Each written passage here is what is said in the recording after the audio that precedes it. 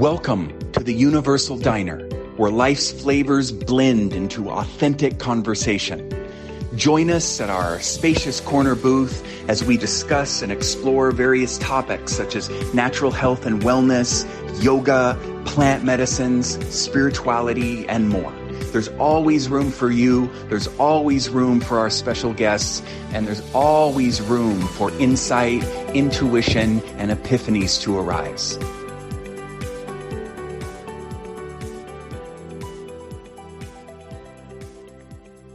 Hello, my friends.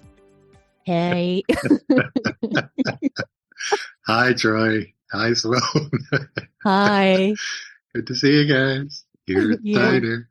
We have had a long preamble. We're just sort of rolling, laughing, maybe stumbling our way into this one.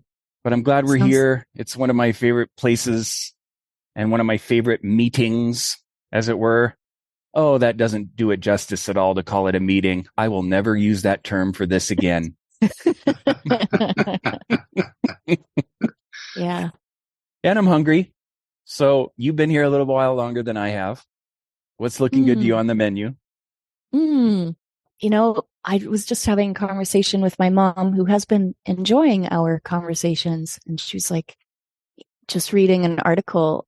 She lives in Switzerland and said, you know, the thing that seems to draw the most, I don't know what it was, just attention or just where the medical system seems to be putting the most attention and money is on mental health. And I thought, that's interesting, given like there's sort of the mainstream way of dealing with mental health. And then there's all kinds of alternative ways of dealing with it. So I kind of thought, hey, that might be something that we could nibble on a little bit.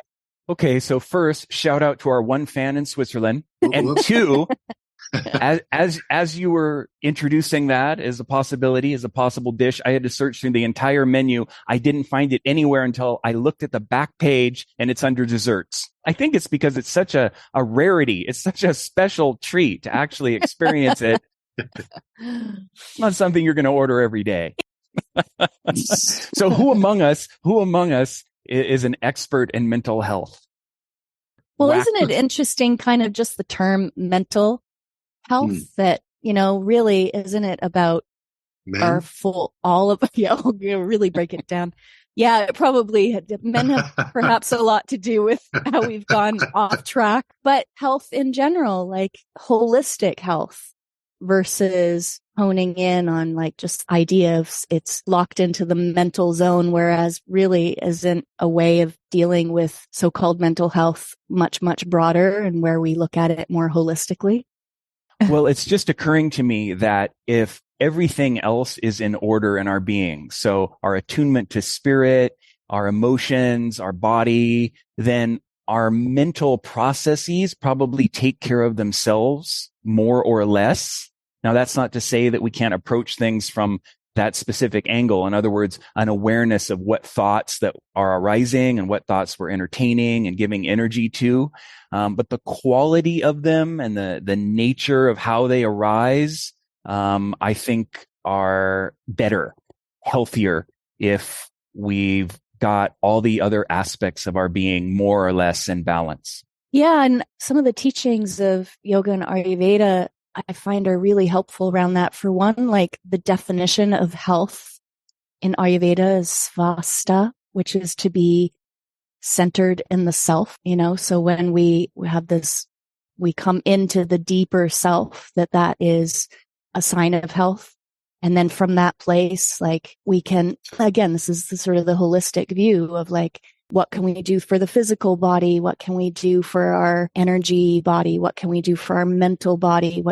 How do we come into right relationship with our emotions? What are our emotions actually? And what are the different qualities of thought? You know, you just mentioned, Troy, around these, whether we have like negative thought loops or, you know, there are these different layers of thoughts in a sense, right? There are ones that just kind of loop around, and probably the majority of our thoughts are kind of just the ones that chatter away. And then there's deeper thoughts that become more and more closer, perhaps, to that subtler place within ourselves, that deeper self, that then there are thoughts that are generated out of that more aligned place within us. And that aligned place is ultimately the coming into health.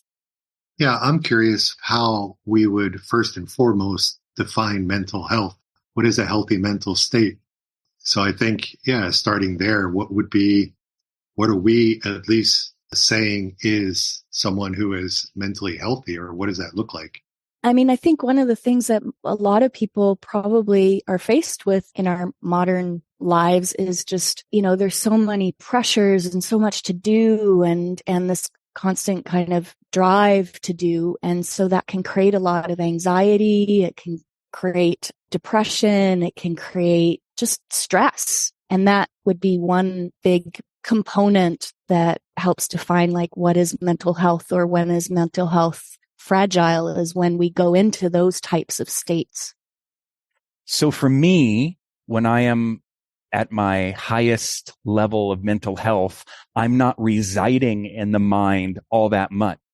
The mind is a relatively minor component of my existence. I'm talking about the rational mind here. In other words, when I feel my best, I'm in my body, I'm feeling feelings, I'm aware that they're coming and going and all the nuances. Maybe I'm in my senses, or maybe I'm not. Maybe I'm sort of withdrawing from my senses or not, but there's a deep center in what I would also call my heart and my soul. And so then the mind is mostly clear. There's a lot of space between thoughts. The thoughts that do arise are of a practical nature and or a relatively positive, helpful, supportive nature. And they come and they go. And there's an awareness that, there's my mind doing its job, and an appreciation for it. But I'm not really all that identified with it because it doesn't feel like the deepest level of my being. So when I am at my healthiest mentally, I'm probably not all there, you might say. Mm-hmm. Mm. Yeah, I like that. How do you see it, brother? I remember the first time a yoga teacher said to me, "You are not your thoughts." And I remember how foreign that was to me at that point. This idea that I'm not because most people are so identified with their thoughts, right? There's a lack of awareness of a separation, that thoughts are happening, and there's an awareness of them. And over the years, as this ability to move more into that which is aware of the thoughts, it's almost like, to me, I'm not even sure that's a proper definition of mental health, because when I am watching the thoughts, my thoughts can still be crazy. They can still be stories, creating stories that are not supportive. They can be stories that are not very kind, and just the old loops of story have been running maybe for lifetimes.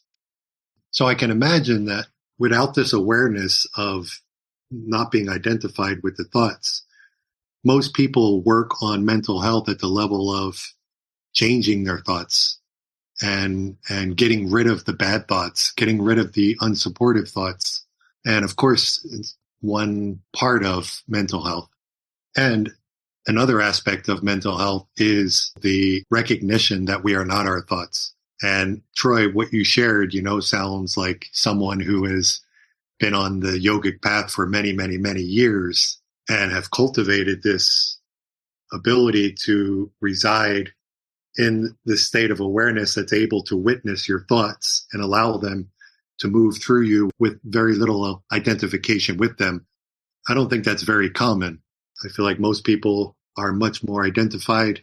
So for me, mental health would be both working to clearing old patterns of beliefs and cultivating witness consciousness, or residing in that which is aware of the thoughts that are running through this body-mind organism. I know for me, my physical body has been much easier to take care of. The mental body, however, has been much more of a challenge, and seems to be where the majority of my focus and work goes.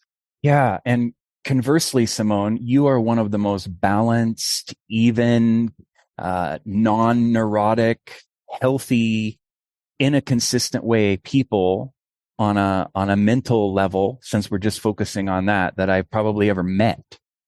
What's your secret? Pray do tell. I mean, I really relate to, all that you guys have spoken to. I really also live from that cultivated space of understanding myself to be an awareness that is having this human experience. And that human experience is, I have a body, I have these thoughts and emotions. And indeed, it's been helpful to create some space around that. I am not fully identified with all the thoughts and feelings that run through this organism. And yet it is a part of me, right? The emotions, the thoughts, the feelings are an expression of me. And I think the challenging times are when the thoughts become sticky. It's like when it's difficult to create a little bit of space between I am this awareness, I am a manifestation of life itself, having this experience. It's when we get stressed and tired and, there's a lot of pressure on us. Like I know in my own life, if I don't have enough resources where I have time and space to cultivate that sense of spaciousness, then I am less balanced. I go out of balance, right? My nervous system dysregulates more often. And it's when we're in that consistent atmosphere of dysregulation, which is due to stress and lack of sleep and lack of rest and lack of support and all of these things, then the thoughts can become more sticky, right? It's like then I can't create the same amount of space that is necessary to stay in a state of balance. So, I think in part, I guess I've been lucky to be born maybe with a predisposition that allowed for a certain amount of balance. So I already have that constitution. And it has also been due to cultivating, a lot of these practices, a lot of these ways of relating to the world and myself and my emotions and my thoughts and all of these aspects of myself in a way that allows me to not get too caught up in it all. So, I think there's probably a couple of different elements that make up the one that is called Simone here, makes sense. Yeah. Well, yes, it does. Well done.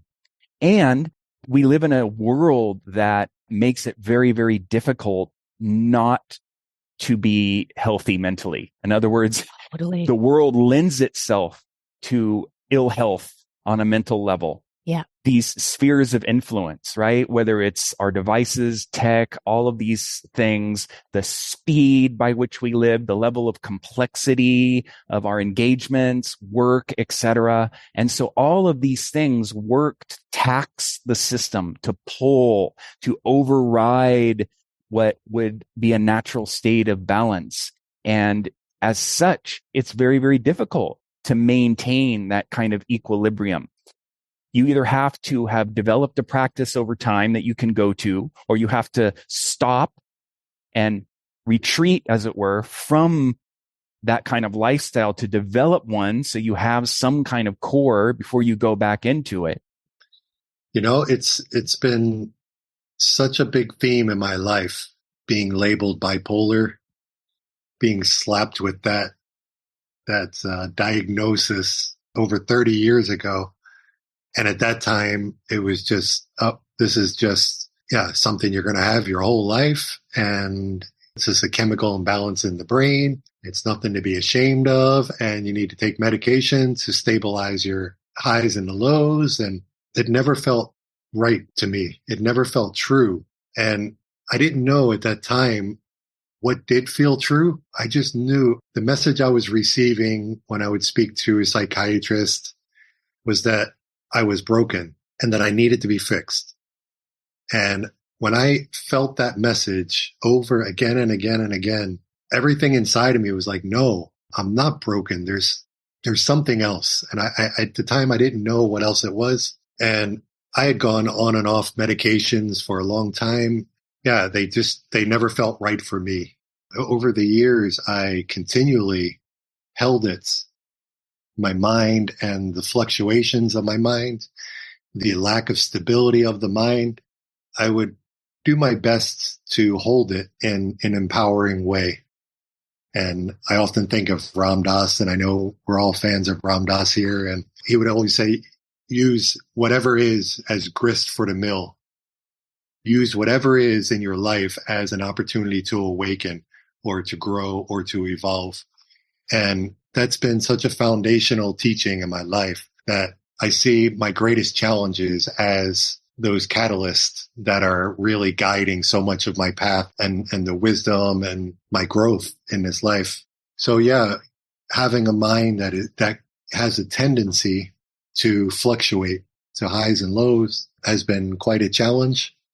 It wasn't until I read the book, The Da Vinci Method by Garrett Laporto.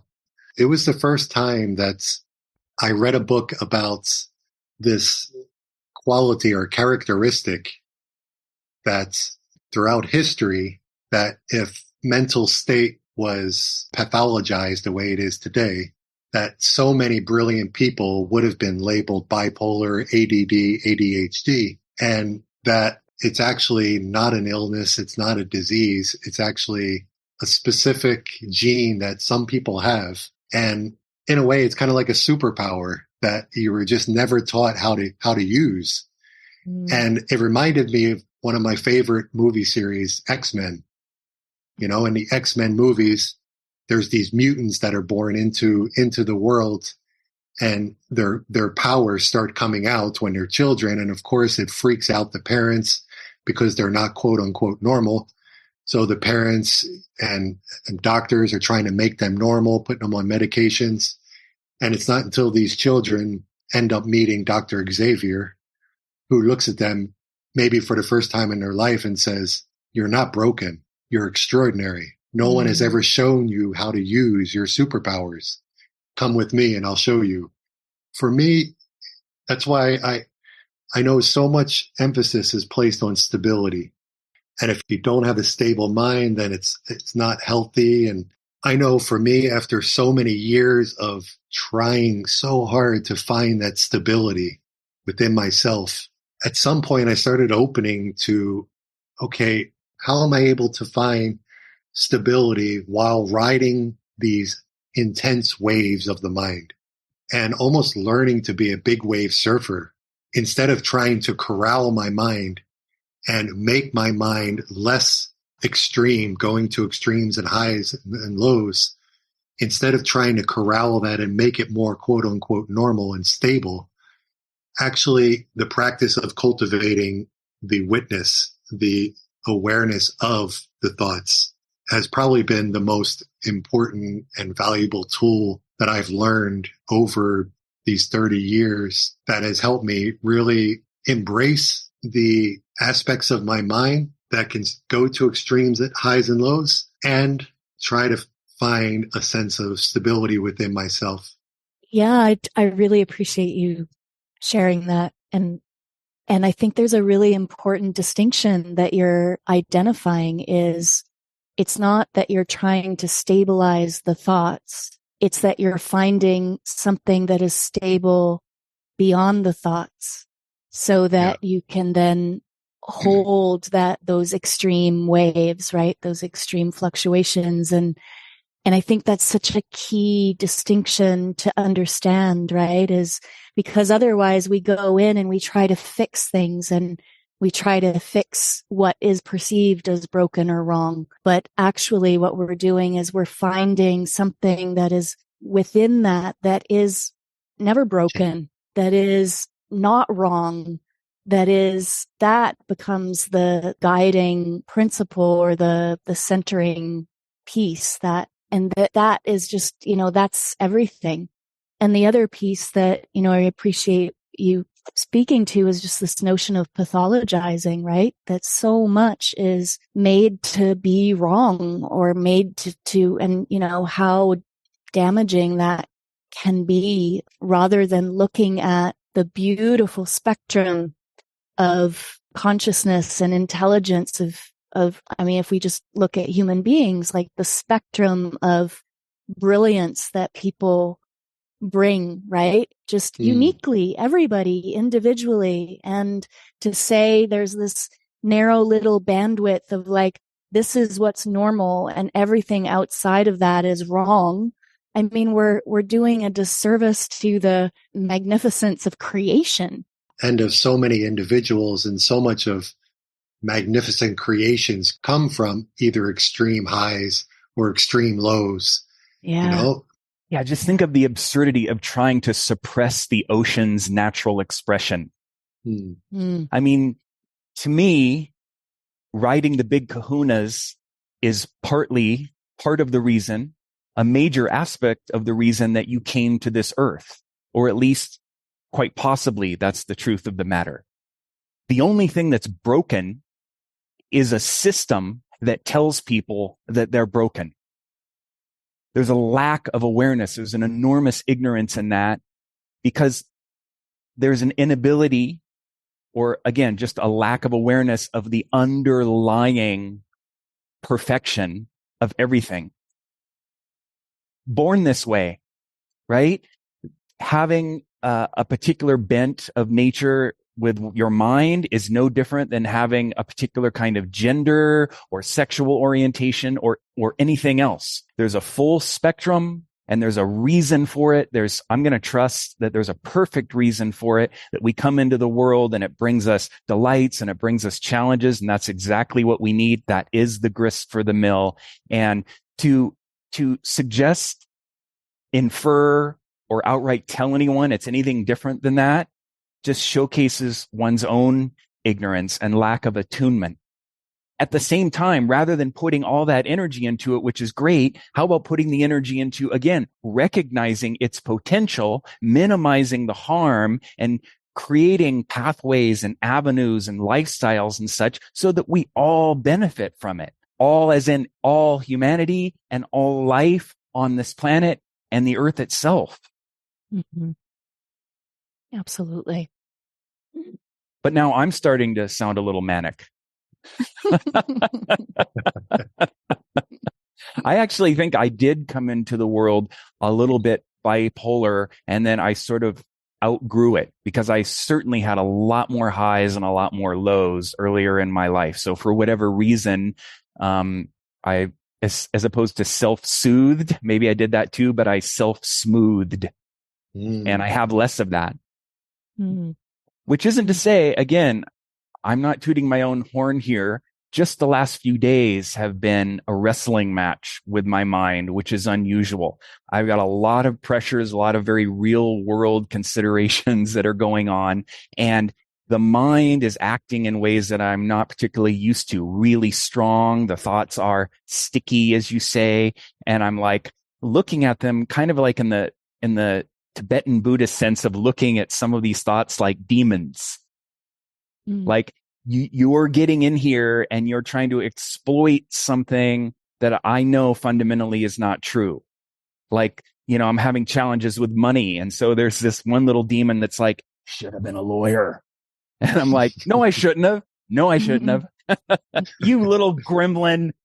I just pat it on its head and let it go. But regardless, like, it doesn't matter how much cultivation or stillness or balance or whatever, waves are going to come. Waves are going to come. And whether you choose to surf every day or need to surf every day or not, we all need the skills to surf them when they do arrive, or they're going to push us down. We're going to get crashed out in a barrel. And who teaches us? Not many people, because not many people even know what to share. And certainly our institutions don't, for the most part. Simone, what has worked for you in your life as a way to manage your own mental health? And I guess more broadly too, like, what's your relationship to the concept? Well, I mean, in my understanding, mental health is kind of an umbrella for, health and the imbalance when we get out of balance. And also it's somewhat limited to just, we're, talking mental health, but actually I think we touched on this yesterday's conversation was that there's more of a holistic perspective that I come at it from. So to bring into balance what is happening perhaps at just the mind level is also to come into the body, to do things that invite me back into my body and out of the busyness of the mind or the negative loops that one might get into. So for me, like taking a walk in nature, feeling my feet on the earth, and just shifting the focus away from the thought patterns, I find can be really helpful. And, we touched on this sense of awareness, that there is something that is aware of thoughts. And I find that can be really helpful, or kind of a doorway in. And so that is meditation and its different forms. And as you know, yoga nidra is a big practice for me that I feel passionate about because it's very holistic and it takes into account the physical body, the emotional body, the breath, the energy, the relationship to our thoughts, and it's all held within this greater awareness. So I find that the reminder of these other aspects of oneself can help, and practices and tools that help us kind of come into the all layers of oneself, I find to be helpful. But there's many other tools, but that's a primary one for me. Brother, speaking of a variety of tools, what are some of the ones, maybe just one of the ones that you have found to be most effective, or again, the most effective? As Deepak Chopra would say, meditate. But I think we really need to expand on even the word meditate and what meditation is. It could be a form of concentration meditation. You could be meditating to visualize and to manifest things. You could be meditating to find a sense of inner peace and calm. You can meditate to escape your current reality. So there's all these different areas of what meditation is and isn't. So I would like to begin by saying that around meditation. But for me, absolutely meditation. And when I say meditation, I see two primary types of meditation. On one side, the doing type of meditation, the active concentration meditation, where you are using the mind to focus on a singular point. So this could be focusing on the breath, could be focusing on the mantra, could be focusing on a candle, could be focusing on an image. So in this type of meditation, you are using the mind to go beyond the mind, go beyond the limited self, and go beyond the conditioning. And then on the other side, I would describe as a being meditation, an effortless effort of being aware. Our essential nature is aware. You just let everything be as it is in this moment, allowing the thoughts to be, allowing the emotions to be, and you're just simply being aware of this one here and now experience. And for me, that has been the most powerful, ongoing practice in my life. And the beautiful thing about that is it's not something you have to add to your to-do list, because it's not another doing. It can be done all the time. And can be happening right now. Right. You're going through your day. I am aware here and now. Or as Ram Dass would say, I am loving awareness. I am loving awareness here and now. It removes identification with the persona, the thoughts, the conditioning, and creates a bit of space from the oftentimes very chaotic experience that could be going on inside the mind or inside my body. And I feel like the more I practice identifying with that which is aware of this here and now experience, I am able to find that still center in the midst of the ever-changing landscape of the outer and inner reality.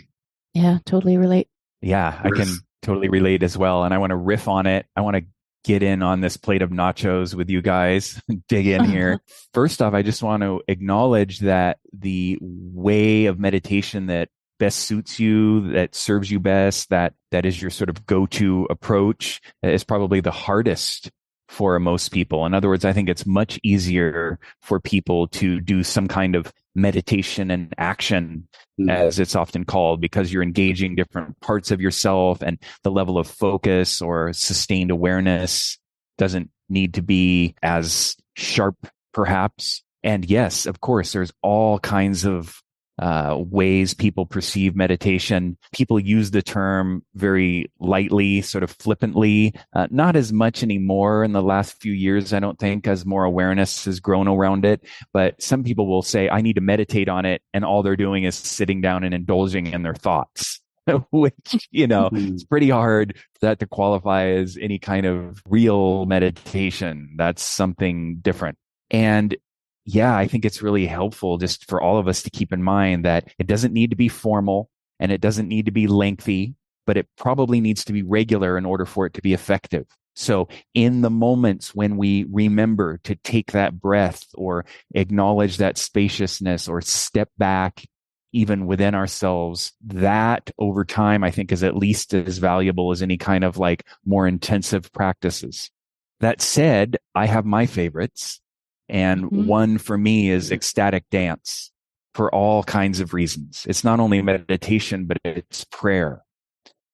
It's meditation because I can allow myself to let go completely, freely in the moment, allow my body to express itself however it feels. There's no structure. There's no form.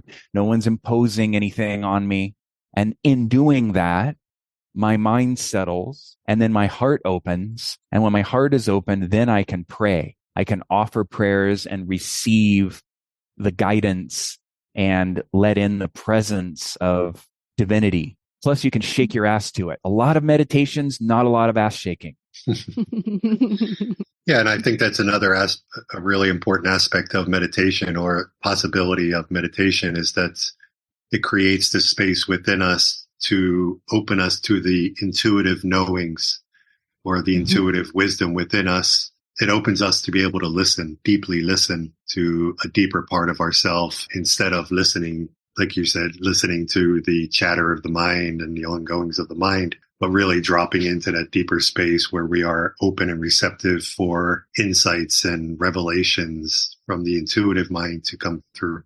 I also think it's really important to make the distinction between meditation as a practice to simply become more aware of how your mind works, regardless of what's happening, and meditation that actually calms or stills the mind or brings it to one-pointedness. The latter is sort of a side effect, an end result of the other, but simply watching, becoming aware of your awareness is hugely beneficial. And that too is meditation. And I think it's important to realize that, in other words, to put a finer point on it, people often will say, oh, I tried to sit down and meditate for 10 minutes. My mind was racing. I couldn't meditate. Yes, you did. Yes, you did. In the broader sense, you took the time, you honored yourself, you honored life, you realized that your mind sometimes is very active and it's difficult to concentrate. Therefore, you became more aware in doing that. Yeah, good point. Yeah. It reminds me of a quote I came across, actually have it right here, by Swami Atmarupa. It says, meditation cannot be taught. It arises. As teachers of meditation, we teach techniques and practices that facilitate an environment in which the state of meditation could arise. Right? So it's in that sense, it's we can cultivate that sense of awareness and create the conditions, but we can only really tend to the conditions. But the actual meditation that occurs, just that's grace, right? That's not something we can control. I love that, Simone. And I'm also curious about yoga nidra. What is it about the process? And I know there's a methodology to it. There's kind of a system that's involved for very specific reasons. But what is it about yoga nidra that draws you to it? Mm-hmm. Well, so many of the things that Brother just spoke to about this non-doing, it's a practice that cultivates that non-doing, but it does have certain techniques. So there is some technique in it, but it's a guided meditation. There's a voice that guides it, and we're guided through our bodies. We're guided to just awareness of sensations, awareness of breath, sensations, breath, thoughts, and we're cultivating that just awareness and that beingness. And it's done without any effort. One literally just lays down and receives the guidance. So there's no strong active component to it, even though there is guidance, which of course there is some kind of activity happening. But the freedom to just receive the guidance, I think, really has a lot of magic in it, because the body is then just, and the body mind is just allowed to be. And in that being, lots can arise, lots of awareness of our relationship to the different layers of our being. We start to see it perhaps more clearly. We become more aware of, our sensations and our feelings and our thoughts and our breath and so on. And just by bringing awareness, presence to those different facets of our being can lead to insight, can lead to an unraveling. And prana, life force, chi flows freely then and can start to clear things out.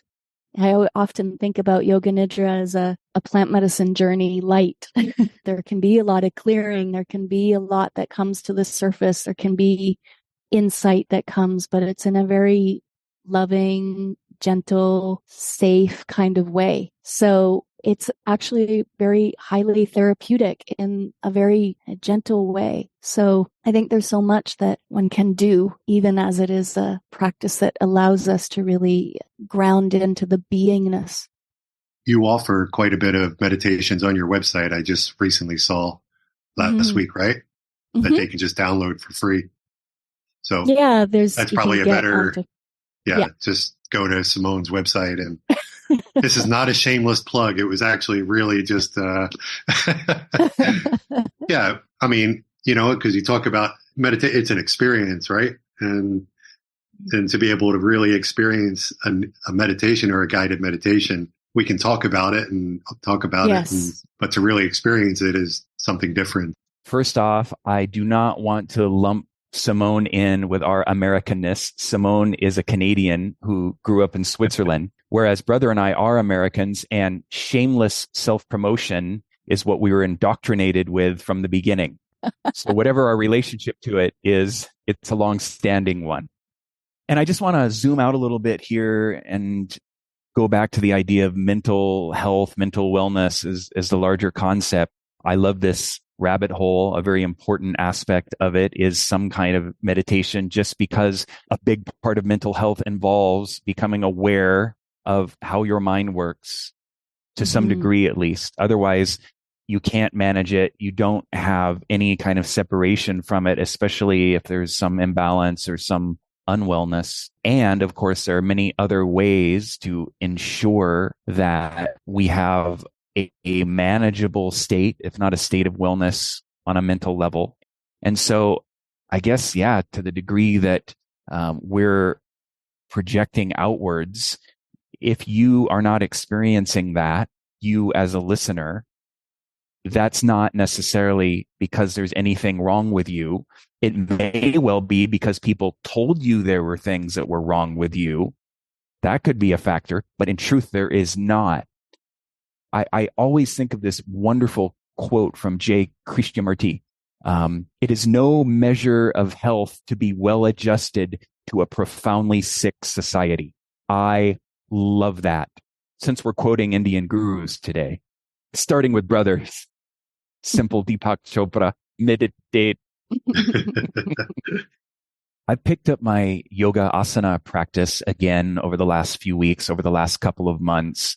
And it's been really interesting to revisit the dojo, as it were, the yoga hall as a beginner, to just let go of any idea that I know anything or have any awareness of what to do, and just to allow myself to be guided. And I've been going to the beginner yoga class. I look at it more as like a gentle yoga or something, but that's the term for it. And so there are a lot of beginners in there. And it's been just wonderful, ego relieving, certainly, just to take in a beginner's mind, and then yet to see myself with muscle memory and everything else, just reconnecting with the asanas and, achieving, I guess, or re-experiencing a certain amount of strength and flexibility and flow and grace in it, but doing it from scratch. And it's been incredibly good for my breathing, and therefore incredibly good for my mental well-being, because those two things go together like vanilla ice cream and chocolate chips, healthy breathing and healthy mentaling. And I'm just about to leave the regular practice for a period of travel. And I'm a little bit, I don't know if concerned is the word, but I'm aware of how beneficial it's been. I'll probably be all the more aware once I don't have regular access. And I'm really want to stay with the practice or reconnect to it as soon as possible. So breath work, even the simplest conscious breathing, yoga nidra, ecstatic dance, kundalini yoga, loving awareness practice. All of these things are hugely beneficial. And it's obviously important to go to what you feel drawn to. Otherwise, you probably won't practice to the degree you need to in order to have the quality of mental health that you want, or at least are aspiring to. Yeah, and I think really emphasizing the breath, it seems that the solution to so many of the issues that we experience, at least internally, is literally right under our nose. We all have access to it. It's right there. And just coming back to the breath really is an anchor to the present moment, really is a way of just coming back to a place of can't be stressed enough, and stressed. What's the word? Emphasized. There you go. Right. Freudian slip. Words. Freudian slip. But yeah, because that is something that is available to all of us, and to bring a bit of mindfulness to, like you're saying, Troy, just conscious breath every now and then. It's the most primal way of just relaxing, bringing balance and regulation to the nervous system, and just bringing us back into a state of ease. Totally. Yeah. And it's something everyone that's alive has access to. Not everyone can go into nature. Not everyone has the ability to sit still in their body, but everyone has a relationship to their breath and can cultivate a more conscious and aware one, certainly. And with that, we bid you adieu. Farewell for now. Thank you for being here. It's our pleasure to bring you into the booth with us as we share. We look forward to your feedback, your comments. You're welcome to reach out to us. We offer sessions, we offer guidance, we offer workshops, and we offer this right now. Until next time.